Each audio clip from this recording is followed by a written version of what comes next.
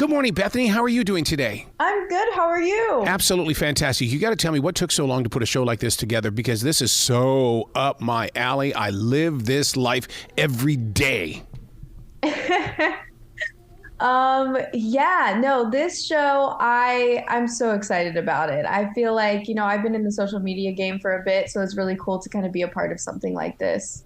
You know what's really interesting about this, Bethany, is that a lot of people who are jumping into the podcast circle and or anything on the streaming networks, they don't realize the vloggers are the ones that are responsible for all of this. It started with blogging, became vlogging, and then everybody else reached out to the podcasting and the streaming platforms. So you are one of the pioneers that made all of this take place.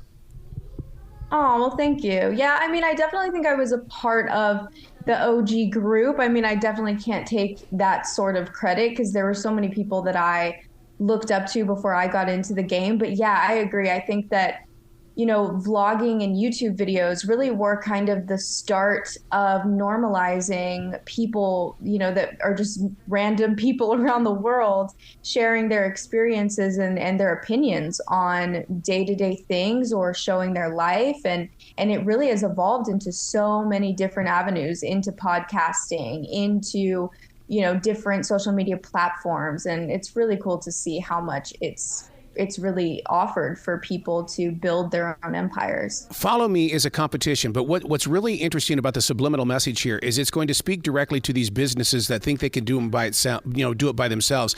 And in reality, they need communication specialists. And you're going to kind of open people's eyes and, hey, look, you're going to go out and you're going to do these challenges, but it's not going to be as easy as what you think they are.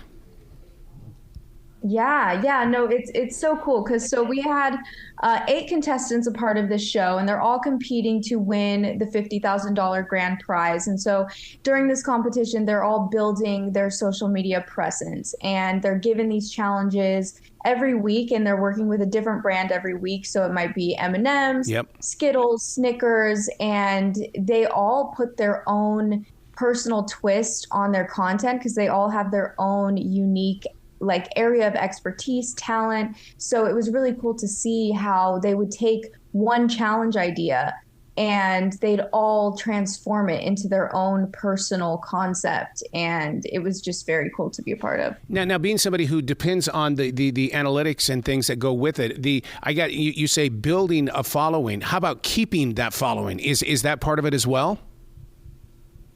Yeah, so every week they were doing, a showcase post along with some other challenges and working with different celebrity influencer mentors.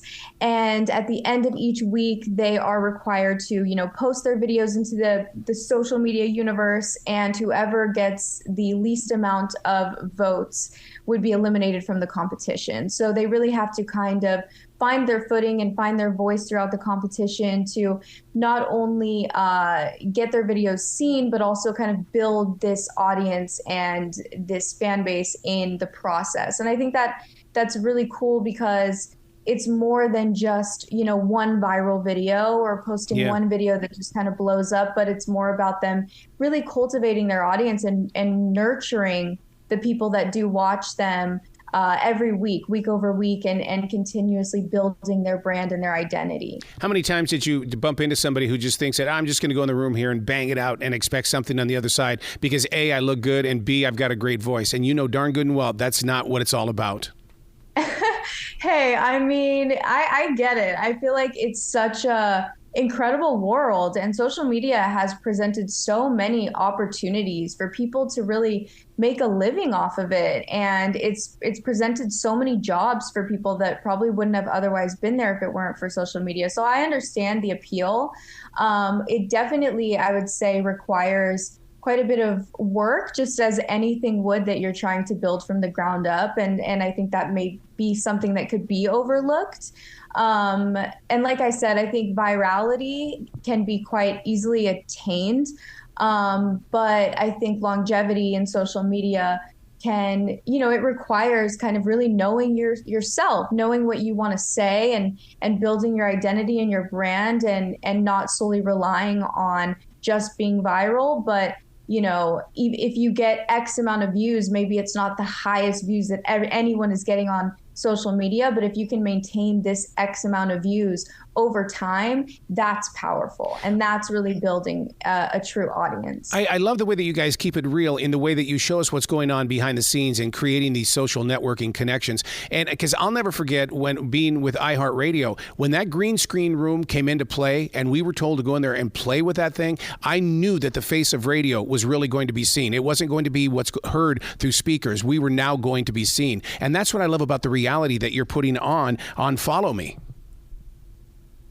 Yeah, no, it's very cool. That's why I couldn't wait to be a part of something like this, just because obviously I have been in social media for so long. And I think for me, it was very fascinating to watch these creators kind of find their place on social media and be faced with these challenges of like, editing videos. Like they would go so hard because, they're giving these challenges every week, and I would see them, stay up all night. They would be editing all night. And I know what that's like when you're wearing so many hats, because for social media, most of the time, you're not just in front of the camera, you're also behind the camera, coming up with the concept, writing it out, filming, editing, posting it, doing all of it. And so I definitely could relate to that. And it was honestly very inspiring for me as a creator to witness them be faced with these challenges and step up to the plate for it. You're so right about that, about the unexpected hours, and how late you stay up, or you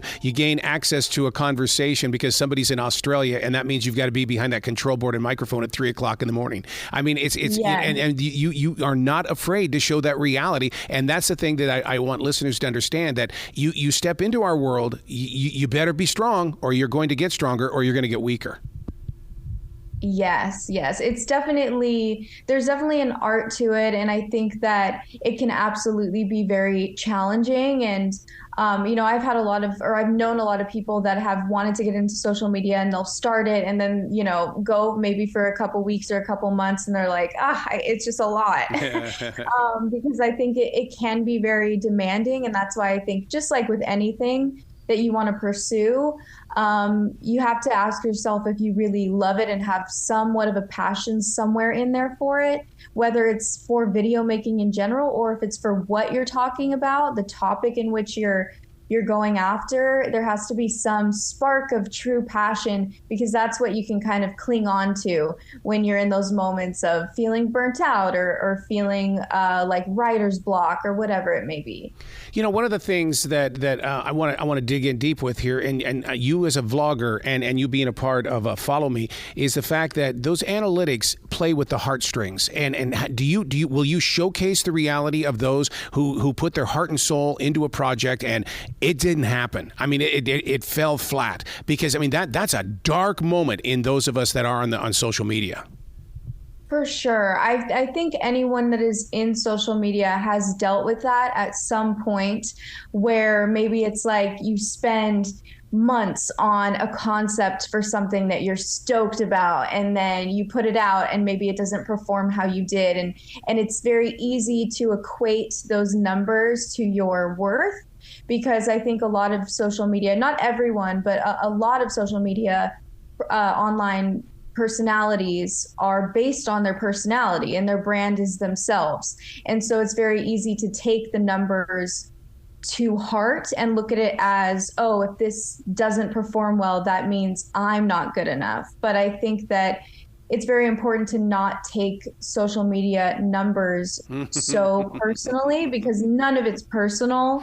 And more than anything, I think it really is such a balance. I think I understand numbers and analytics, absolutely. But also at the same time, I do believe there's so much importance in also doing what you love. And if there's something an idea that you really love to do, you owe it to yourself to also see that through, and not let, oh, is this what people want to see, or is this going to do well, necessarily dictate whether you do something or not. This show comes at a very, very good time. I mean, a really good time. The show we're talking about is Follow Me, because Budweiser is trying to, and Bud Light is trying, they tried to reach out to an audience that would become their following.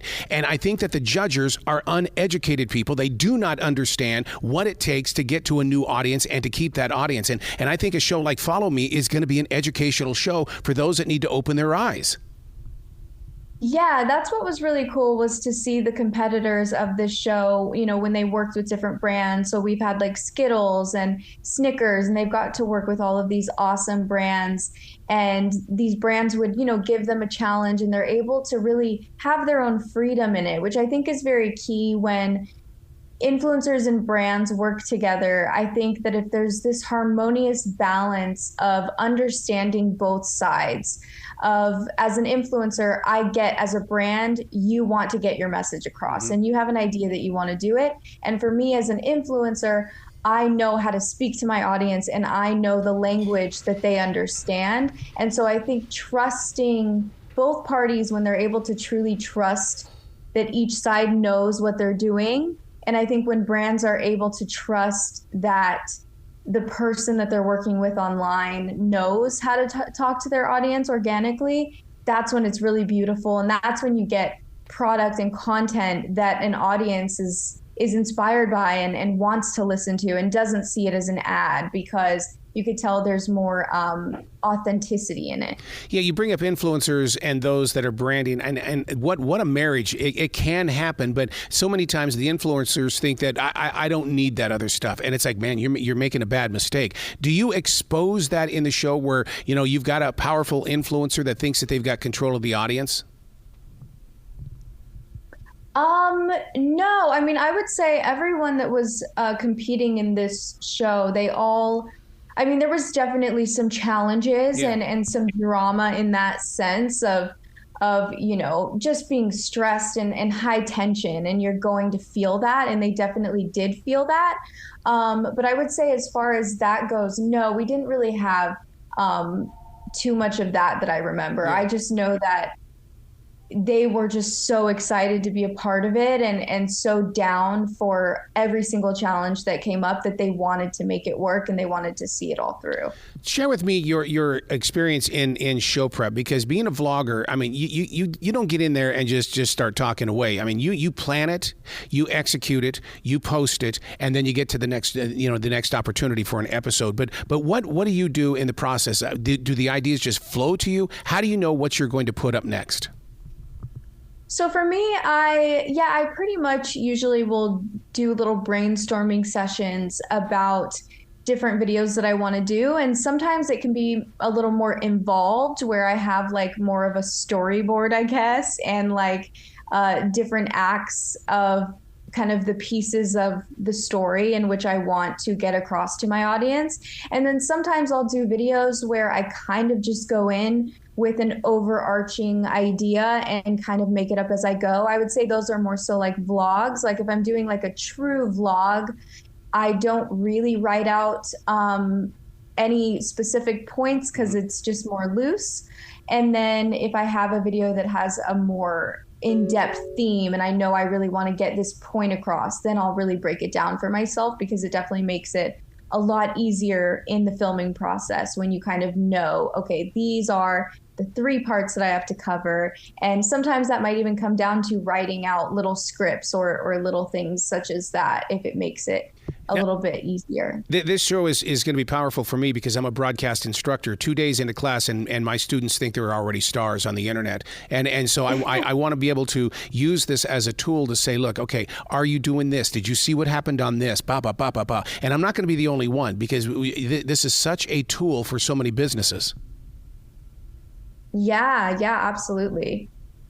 And you really do learn so many skill sets in it as well. I think that that was a part of social media that I'm very grateful for. I think that once you really get into it and you start making content, honestly, of any form, I'm sure with podcasting as well, you kind of take on little jobs that you didn't necessarily sign up for, but it kind of is all helpful in building your toolkit, and you sharpen all of these tools that you didn't necessarily initially intend on doing, and it all kind of helps you just be a stronger storyteller. Now, what's so interesting, and let's talk reality here. I know that the grand prize is $50,000, but what's so interesting about this is that with social media, when you strike it rich, $50,000 is just a penny. Right? Yeah, I mean, I think social media definitely has offered so many incredible opportunities for so many people. And working with brands, budgets can definitely be insane prices. And so it's true. It is very much true. And I also think that the $50,000 for this competition, I think, was so incredible for these contestants, especially because, you know, they're just getting into this and they've been aspiring to be social media stars and they've been working on their crafts and their talents. And so it definitely added that pressure of like, we're all, you know, they're all enjoying themselves, but there's that cash prize at the end that everyone, you know, obviously would love to have. And it is definitely a good amount of money. And so, it definitely, I feel like, added that extra bit of kind of encouragement and also a little bit of tension into it. Wouldn't you think that one of the stars of this show, and I think it'll probably be 1 or 2 episodes into it before viewers really pick up on it, the star of the show is the creativity, that it comes from out of nowhere, and that if you think about it, you can make it a reality. And that's what you're exposing on this show, is that it's like, let's make it work. And now you got to go find the energy to make it work, and then you bring it to life. I love popping a seed like that. Yeah, no, it blew me away every week when the contestants would be given a challenge.